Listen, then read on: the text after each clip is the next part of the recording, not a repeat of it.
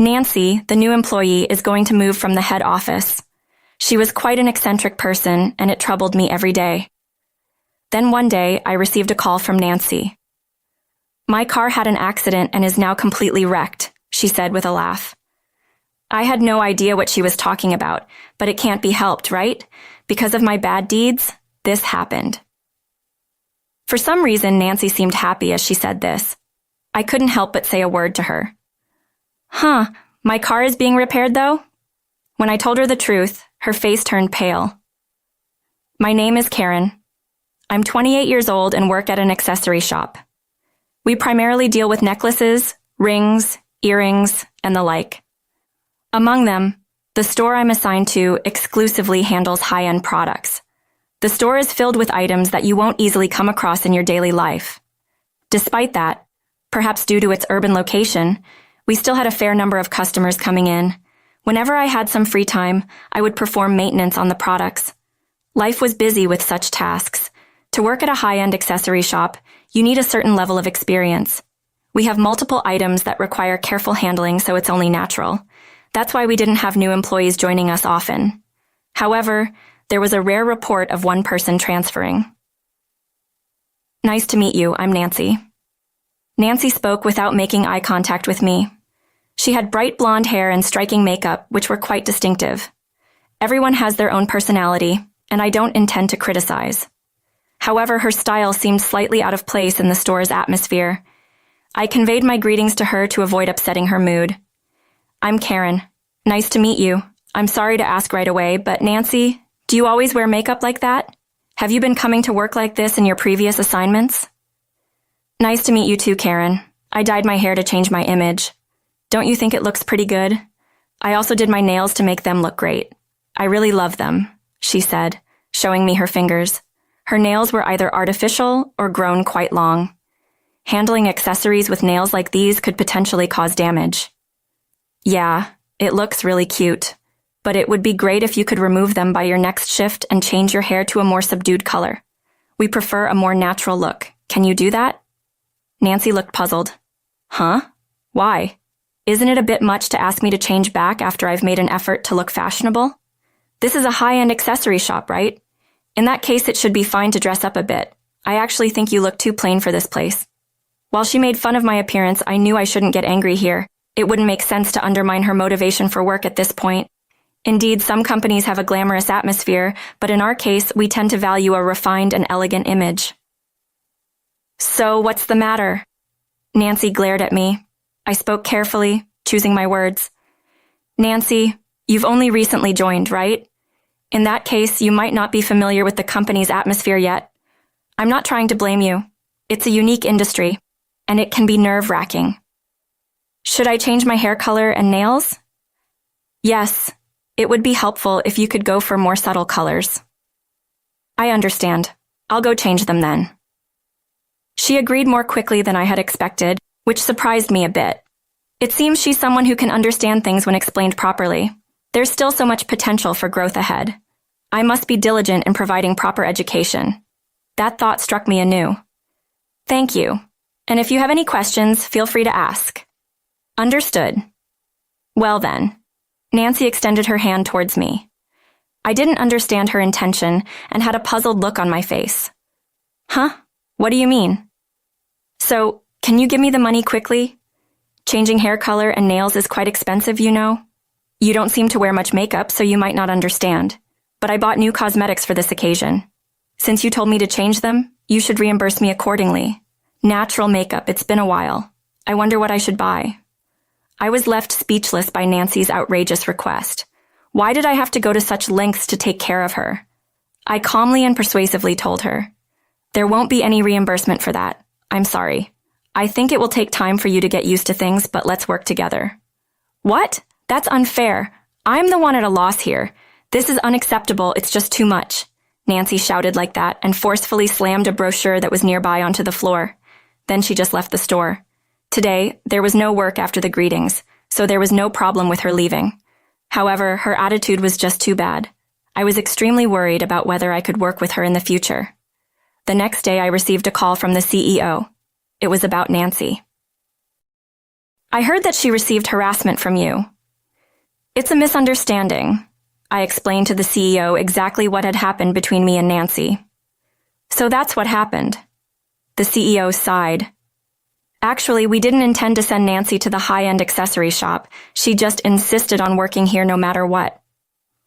I think I've realized that she's a bit unusual after meeting her yesterday, the CEO said with a troubled expression. It seems there were various issues even before she came here. We transferred her to your store in the hope that a change in environment might reform her, and also because you have a solid team, including Karen, so I wanted you to be responsible for Nancy's education. I apologize for not being able to communicate this beforehand. According to the CEO, at the time of the selection process, she was just an ordinary person.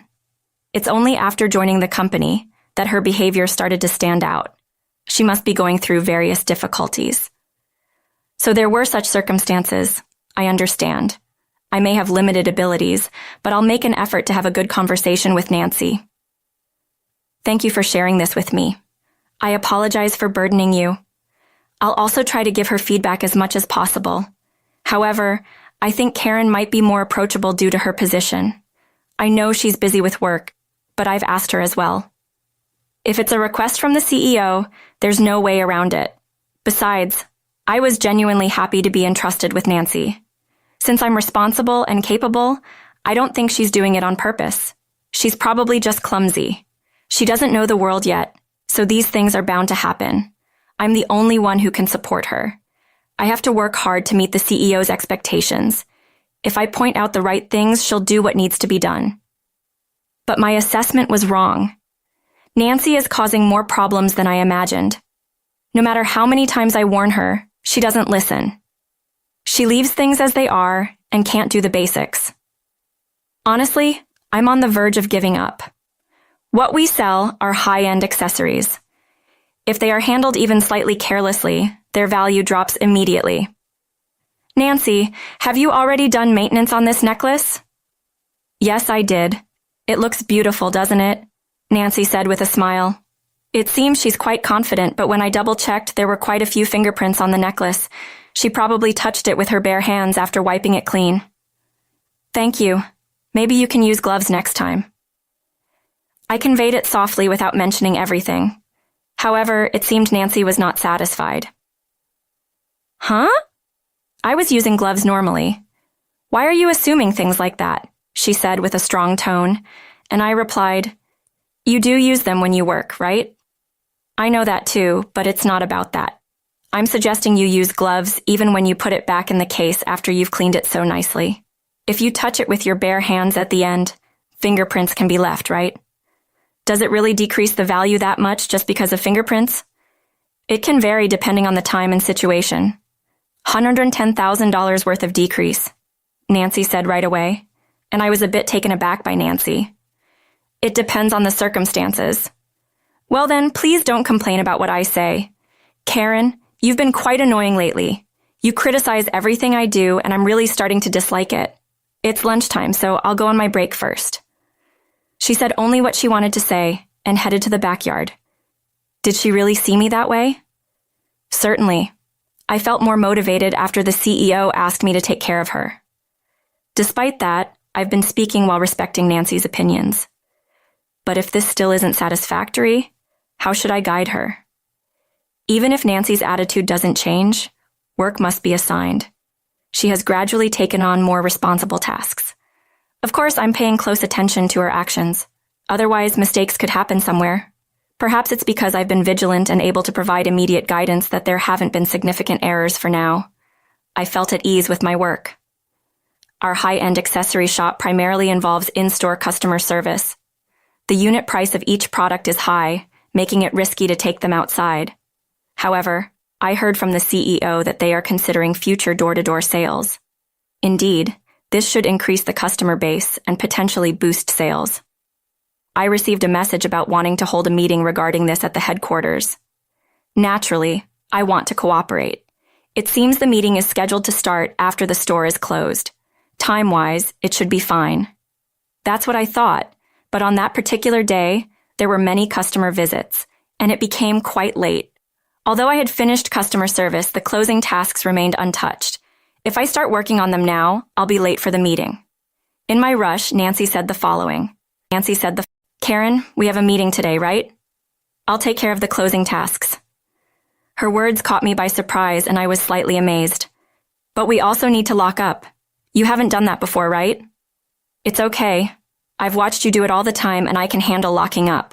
Please trust me. I'm sorry. Can I entrust you with it then? The inventory check is already done. Just make sure to lock both the upper and lower locks, okay? I understand. You don't have to tell me multiple times. I wondered if I had trained her well. I never expected Nancy to take the initiative, and it made me very happy. However, this would lead to a major incident. The next day when I came to work, I sensed an unusual atmosphere. It felt like the layout of the store had changed. I hurriedly looked around and noticed that some of the showcases were broken. Several necklaces that had been inside were missing. I immediately contacted the police. For questioning, there were no signs of the store's door being forcibly opened. So why had this happened? There can be danger in situations, Nancy said casually. I couldn't believe it and asked, You did lock up properly yesterday, right? Are you suspecting me again? Please stop it already. I did it properly, just turning the upper lock, right? Listening to her, I was stunned. The store's door has a double lock system, so both locks must be closed. One lock alone might be bypassed. In other words, it might be because of Nancy that a thief got in. While reporting the incident to the police, Nancy seemed indifferent, as if it had nothing to do with her. This definitely needed attention. Yesterday, you checked and locked both the upper and lower locks, right? Huh? I didn't say anything like that, did I? Why are you lying? Is it my fault again? Maybe your way of educating is wrong. If a subordinate fails, it's the boss's failure, so Karen is to blame. Certainly, it might have been my oversight, but to hear it from the person who made the mistake was harsh. We decided to move to the headquarters for situation assessment and investigation. Upon later review, the surveillance camera clearly captured the culprit's image. As expected, only one side of the door was closed. The culprit probably acted impulsively because the door was open. After all, the thief entered the store without concealing their face or anything. I don't think it will take long to apprehend them. However, it wasn't just the jewelry that was damaged. This was also something that troubled me. Perhaps because I was busy, I didn't realize that it was already past 1 p.m. I still hadn't had lunch. Maybe I should go buy something for now. With that thought in mind, as I was about to head outside, I received a call from Nancy. I'm sorry, but I had an accident, and the car is now total. She said it with a smile. Total? What do you mean? So, your precious car is now a total loss, but it can't be helped. It's because of my bad behavior. From now on, I'll do my best with walking to work. I couldn't understand the situation, and Nancy started talking. You see, you were busy with interviews and all, and I took my lunch break a bit early. There's a new delicious cafe nearby that I wanted to try, but it's a bit far from the headquarters, so I borrowed your car. Then I made a slight mistake while handling the steering and crashed into the guardrail. It wasn't intentional, so there's nothing to be done. There could be all sorts of possibilities with accidents, but I never expected to be driving such a nice car. It's total, so I can't use it anymore. Wait, my car is in the repair shop right now. Huh? Where are you now? I'll head over there immediately. After asking Nancy about her location, I rushed over. When I arrived at the scene, there was a severely damaged car. Police officers had gathered around. There seemed to be an unusual number of police-related incidents today. As I stood there in amazement, Nancy noticed me and ran over. Thank you for coming. I was so surprised. That car in such a terrible condition is your car. After such a major accident, there's no helping it. For some reason, Nancy seemed oddly cheerful. Like I mentioned earlier, it wasn't intentional, so please don't be mad. By the way, I'm not injured at all. Lexus is amazing, isn't it? The ride was really comfortable. Nancy, do you even realize what you've done? My car is in the repair shop.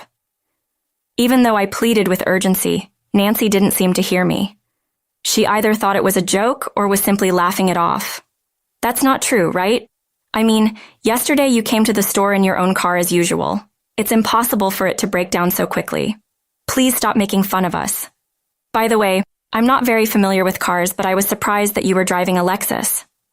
As Nancy spoke confidently, a certain individual appeared before us.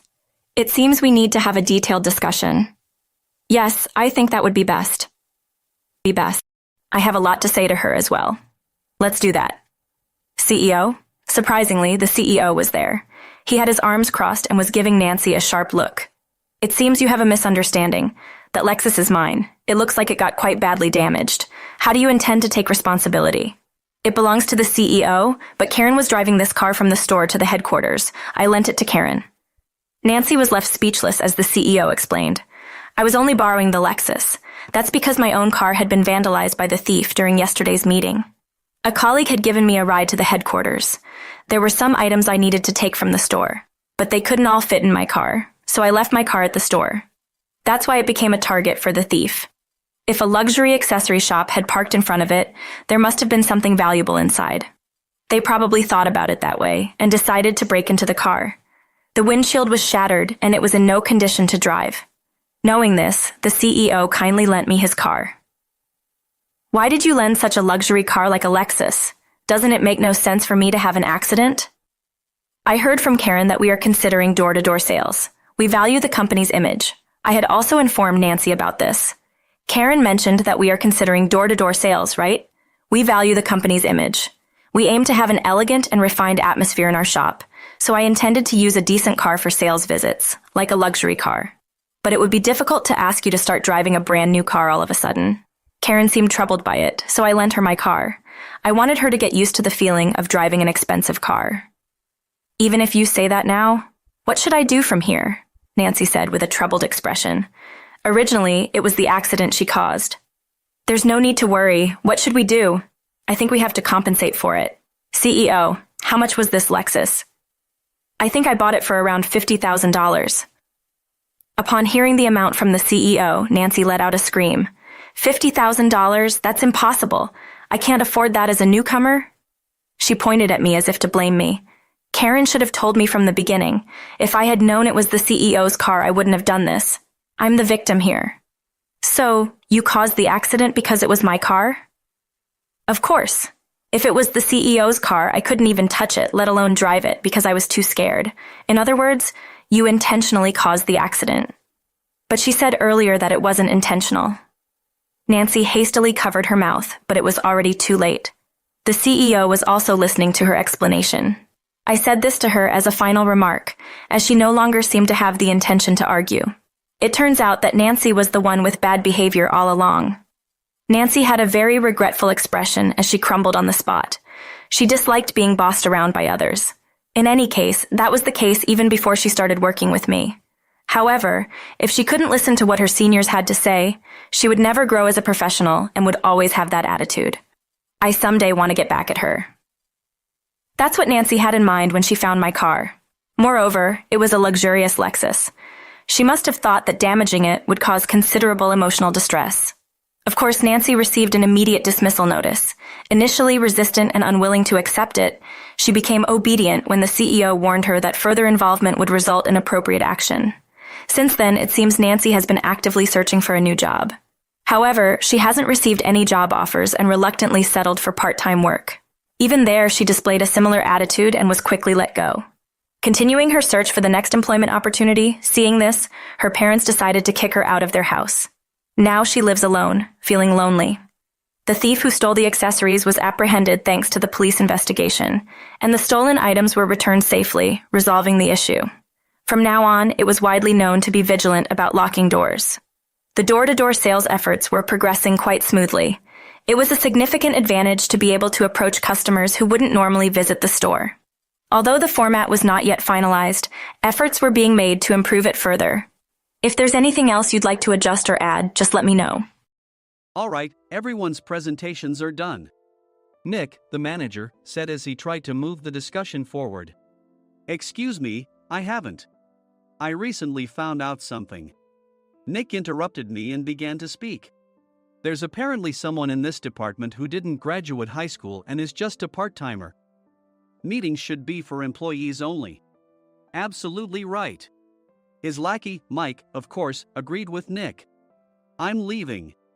After leaving the meeting room, I started to shut down my computer. I noticed that an email had arrived, not in my personal inbox, but in the company's shared email. Thinking, there's no point in speaking up, no one will listen, I went home quietly. The next day, I heard a commotion from Nick's desk. He was staring at his computer screen, his face pale. "Nick, is something wrong?" Mike looked at the screen with him. And he turned even paler than Nick. Why is he so angry? Knowing the reason for Mike's distress, I thought to myself, serves them right. My name is Adam. My mother passed away when I was in the 9th grade, and I was raised by my father. Well, you could hardly call it being raised. After my mother passed, my father changed. He drowned his sorrows in alcohol, and though he still went to work, he squandered our living expenses on horse racing. Because of that, I had to start working part-time as soon as I entered high school. Every month, I went to the convenience store with bills in hand that couldn't be auto-deducted from my father's account. Even though I endured it because I didn't want to be alone, I reached my limit in my second year of high school and dropped out. I found a live-in job at a distant inn. Thank you for everything. The day I left home, my father, still staring at the TV, spoke. Take care. That was our last conversation. Back then, 18 wasn't the age of majority, so I needed my father's permission to work, and I couldn't hide my place of employment. Yet, my father never visited me even once. I kept working just to survive, and before I knew it, I was 42. Years of hard work paid off, and I was transferred to the headquarters. I was thrilled to be recognized by the company, as I thought I'd be working in the field until retirement due to my lack of formal education. Listen up. Our work can change the future of our employees. Don't drag us down. On my first day after the transfer, Nick, dressed in an expensive suit, spoke sternly. There was a reason for this. Our inn was located in a prominent tourist destination, known so well that everyone in the state could sing its commercial jingle. At its peak, we had 5 locations within the state. But that was long ago. Due to financial difficulties and aging facilities, only the place where I had worked for many years and the original establishment remained. I was prepared to lose my job anytime, but now there was a glimmer of hope. With the rise of social media, the tourist area where the inn was located started gaining attention again. Depending on how hard the sales department, where I was transferred, worked, we could either thrive or be forced to give up this prime location to the new hotel chains continuously popping up. For Nick, who had switched careers from another industry to strengthen our sales, this was a battle he couldn't afford to lose. I understood why he had to be strict. I will do my best. Nick sneered at my enthusiastic declaration. Did you not hear what I said? I'm sorry.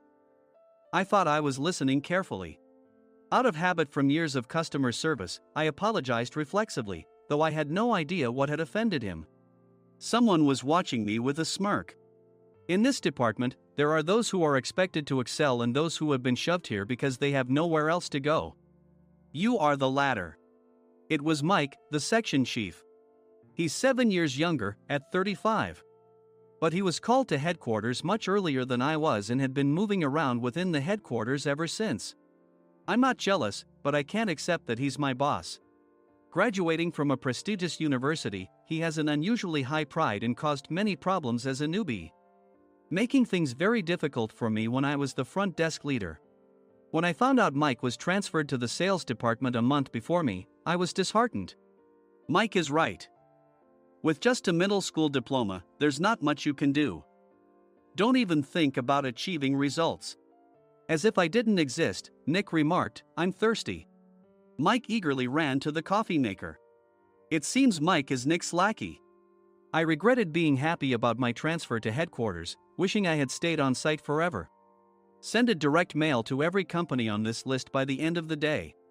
Nick only assigned me tasks that even a new graduate could handle. What? There are over 1,000 companies. You want me to send to all of them by today? Yes, if you and your fellow misfits split the work, even those with nowhere else to go should finish by today. I glanced at the employees typing away expressionlessly. They were worn out from customer service, only thinking about leaving on time, or were women reassigned after having children, with zero motivation for work. Even Sam, a new graduate from the same university as Mike, who was supposed to be among the expected achievers, had no enthusiasm for the job. Having joined the company wanting to do customer service. "I don't care what they say, I plan to quit anytime," he said. Only Nick and Mike were highly motivated, making all the decisions between the two of them. I originally only wanted to work at the inn to survive and had no particular attachment to this job. I swallowed my words, thinking I had no right to reprimand them. About a month after the transfer, Nick told us with a frustrated look. "To commemorate the 50th anniversary, we've decided to create a plan exclusive for one group per day. Originally, Mike and I were supposed to come up with it, but our president, Mr. Thompson, insists on hearing everyone's opinions. So, you all get a chance." As Nick explained, Mike began handing out prints. "Make sure not to embarrass Nick. If your ideas are half-baked, you'll have to redo them." It seemed that they had printed his handwritten notes by Mr. Thompson, which included several questions and a section for free responses. It made sense why Nick had to seek our input, given that all responses had to be submitted to Mr. Thompson. We were given a week to think about it, and a meeting was scheduled to compile our ideas. My plan is to let guests enjoy both the old and modern America. Nick began the presentations. Guests would watch a master confectioner at a nearby traditional sweet shop make sweets in front of them. The welcome drink would be premium tea in a bottle. Nick's plan was certainly attractive. After his presentation, Nick called on us to present in the order we were seated. Just as I stood up for my turn. "All right, everyone's presentations are done." "Excuse me, I haven't. I recently found out something." Nick interrupted me. "There's someone in this department who didn't graduate high school and is just a part-timer." He was likely talking about me. I joined the company as a part-timer and was made a full-time employee when I turned 20. That was 20 years ago, so Nick and Mike probably had no chance to know until recently. "Meetings should be for employees only." Absolutely right. After that, Nick kept creating opportunities to solicit everyone's opinions, purposefully excluding me from speaking. The meeting unexpectedly heated up and went past the scheduled end time. A few people asked to leave, and the discussion continued with the remaining few. "Still here?" Normally, you'd leave in that situation. Though I had no attachment to the job initially, hearing kind words from customers made me want to make them happier. For someone like me, with nowhere to go, the inn was my home and customer service was my life. I felt pathetic about my current self. "I'm leaving." I left the conference room and started shutting down my computer. I noticed an email had arrived, not in my personal inbox, but in the company's shared email. Thinking no one would listen to what I had to say anyway, I quietly went home. The next day, while preparing the DM as instructed, I heard a commotion from Nick's desk. In his haste to stand up, he hit his knee on the desk. He stared at his computer screen, his face pale. "Nick, what's wrong?" Mike, thinking he should be the first to rush over, approached Nick while still wearing his coat. He peered at the screen with Nick. And he turned even paler than Nick. Why is he so angry? Who is responsible for this company? Nick, more irritated than ever, asked, and Mike answered without checking. Probably Sam. Sam wasn't there because he was attending a morning training session for new hires.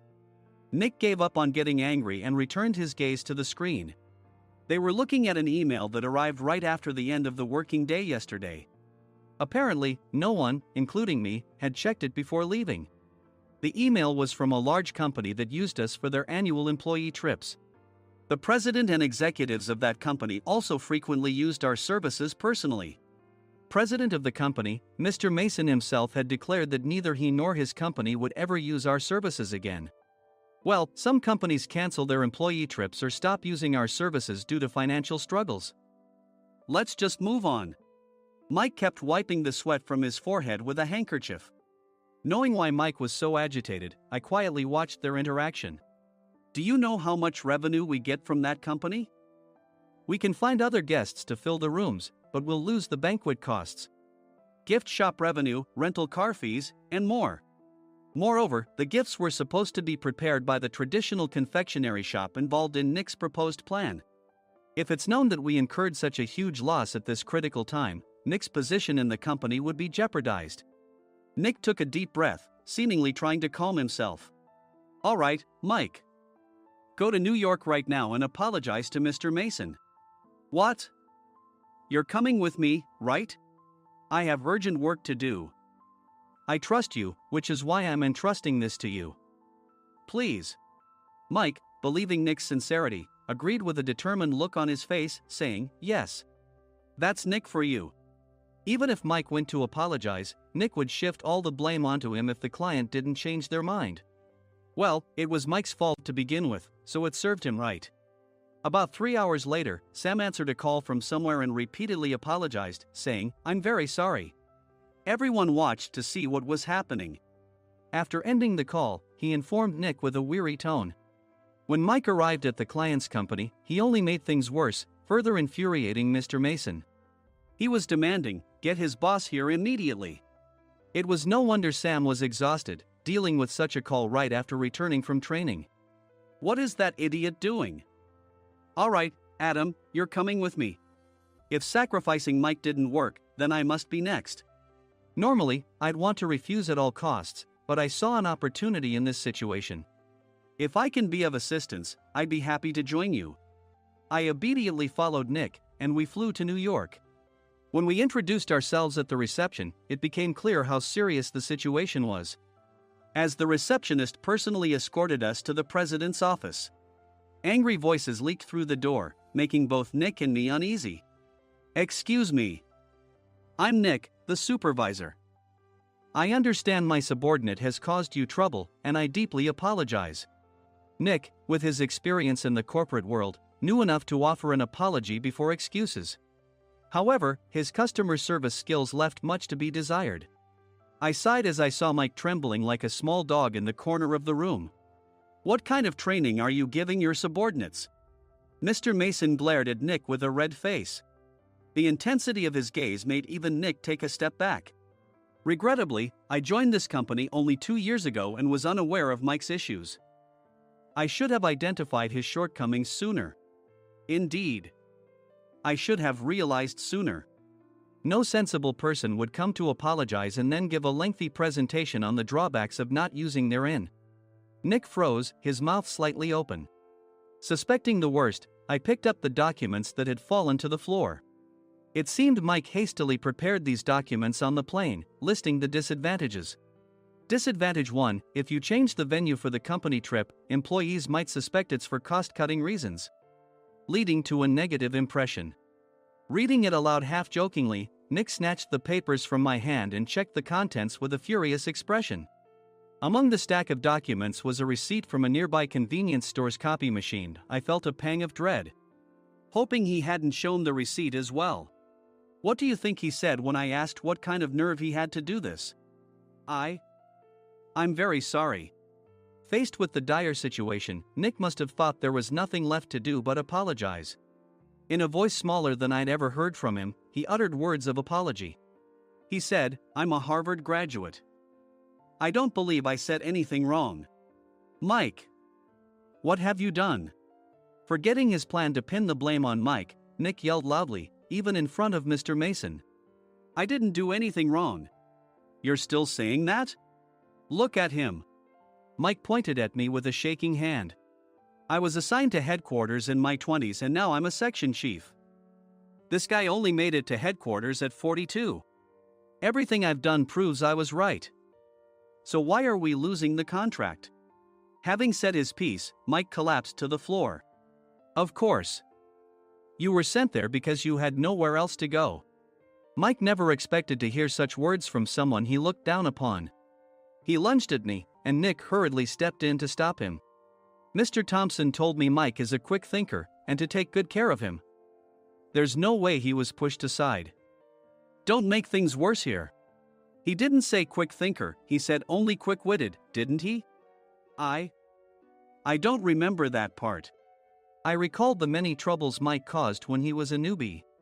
When Mike was on the front line, his pride was so high that he never apologized to customers. Customer service, especially in our job, doesn't work alone. It brings both good and bad situations. If the front staff or housekeepers made mistakes, or the cleaning company didn't properly clean a room, one had to apologize to the customers regardless of personal fault.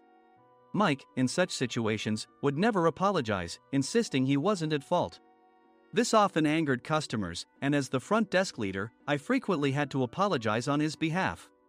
He caused complaints and disrupted operations, which is why he was quickly moved to headquarters. In departments where he didn't interact directly with customers, his quick thinking was beneficial and things went well.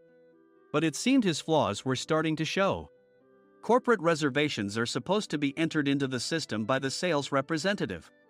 But a quick check yesterday revealed that more than 10 items were missing from the client's reservation. The handover document clearly stated what needed to be prepared. Why didn't you enter it into the system? Why do we have to give them special treatment? Filling rooms near the banquet hall, setting up all the food in advance. Specifying the brand of wine, they're too demanding.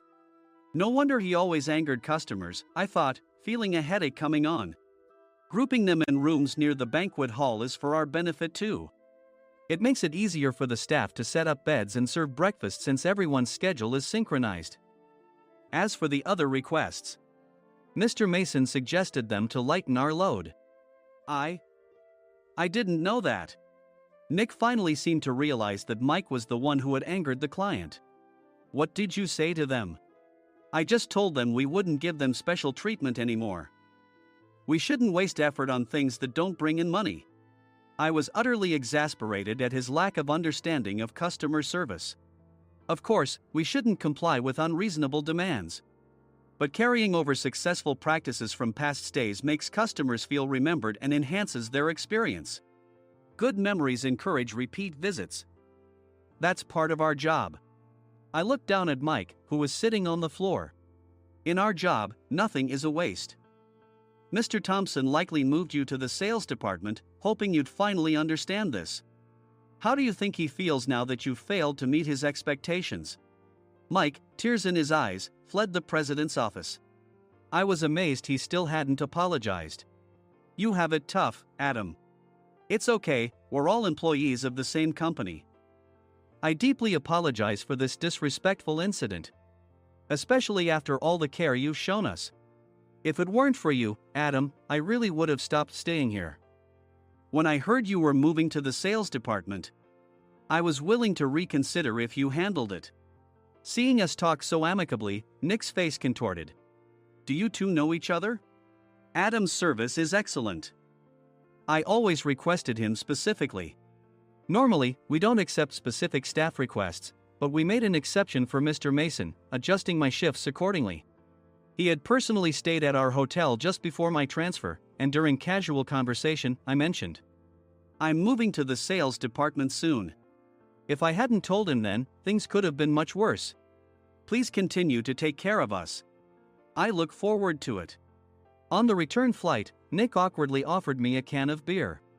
It's still working hours. Of course, I had no intention of forgiving him for a single beer. Nick might try to pin everything on Mike and avoid any consequences. While pondering this, a startling fact came to light. Nick, the tea bottles for the plan have arrived. I handed Nick a bottle labeled with our inn's name. They look good. What are you talking about? These are plastic bottles. I had assumed we would use the trendy, high-end bottling tea. But what arrived were ordinary plastic bottles of tea with customized labels. The only unique aspect was the label, which had the inn's name, making it look customized. Upon further investigation, I discovered that a substantial amount of money was set to be paid to the tea company. It was priced like bottling tea. Does this plastic bottle really cost $100 each? The tea inside is specially blended for us. The extra cost is for that. Wouldn't it be better to use another tea company? Or is there a specific reason we must use this one? As Nick continued to make excuses, I showed him a printed email. I informed the tea company's president, Mr. Mitchell, that we discovered irregular payments and he confessed. He said you two were high school classmates and planned to split the extra money. That idiot. Why did he confess? That's not important. You should worry about yourself, this could turn into a police matter. Opening the bottle cap, I suggested. How about calming down with this tea? It supposedly has a relaxing effect. Nick drank the tea frantically. In the following days, decisions were made about their fates. Mike was reassigned to the General Affairs Department, with no chance of transfer or promotion, as per Mr. Thompson's orders. As for Nick, since the payment to the tea company hadn't yet been made, he narrowly avoided legal trouble. Instead, he was encouraged to leave the company, and to avoid further complications, Nick submitted his resignation. Rumor has it that connections between HR departments have made it difficult for him to find new employment. Even though it was good to have those two gone, something unexpected happened in the sales department. Everyone became motivated and united in refining the 50th anniversary plan. In the end, my plan was adopted. We collaborated with the Tourist Information Center to provide personalized guides. The plan, tailored to the number of guests, was truly special for the 50th anniversary. Hey, is Adam's family coming to stay? I immediately booked that special plan for my family. Sam noticed it on the reservation list and quickly picked up on it. Yes, I'm inviting my father. That's great. I might invite my parents too. I lacked the courage to face my father just as Adam. But here, with the confidence Mr. Mason praised, I felt ready. The 50th anniversary plan was a perfect opportunity to reconnect with my father. I hoped to bring back the days when we could laugh together as we once did.